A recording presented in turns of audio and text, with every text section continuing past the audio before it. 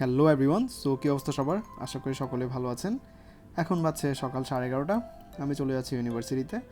যাচ্ছি কারণ আমার কিছু ল্যাব রিপোর্ট জমা দেওয়া বাকি ছিল, সেগুলো জমা দিতে হবে।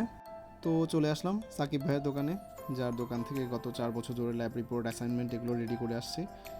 আজকে শেষবারের মতো তার দোকানে আসলাম, আর কখনো আসা হবে না।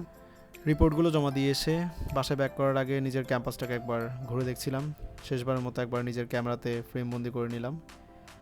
বাসায় ব্যাক করতে করতে ভাবছিলাম আর ভেবে খুব অবাক হচ্ছিলাম যে ভার্সিটির প্রতিও যে এতটা মায়া কাজ করবে তা আসলে কখনোই কল্পনা করিনি। যাই হোক, মিস করব নিজের ইউনিভার্সিটি লাইফটাকে। এরপর রাতে চলে আসলাম জিমে। আজকে আমার চেস্ট অ্যান্ড শোল্ডার ডে ছিল, সো আমি ইনক্লাইন ডাম্বেল প্রেস দিয়ে আজকে চেস্টের ওয়ার্কআউট স্টার্ট করলাম। ইনক্লাইন ডাম্বেল প্রেসের পরে পেক ফ্লাই মেশিনে চেস্ট ফ্লাই করলাম 3 সেট। দেন লোয়ার আর মিড চেস্টের জন্য ডাম্বেল পুল ওভার করলাম 3 সেট।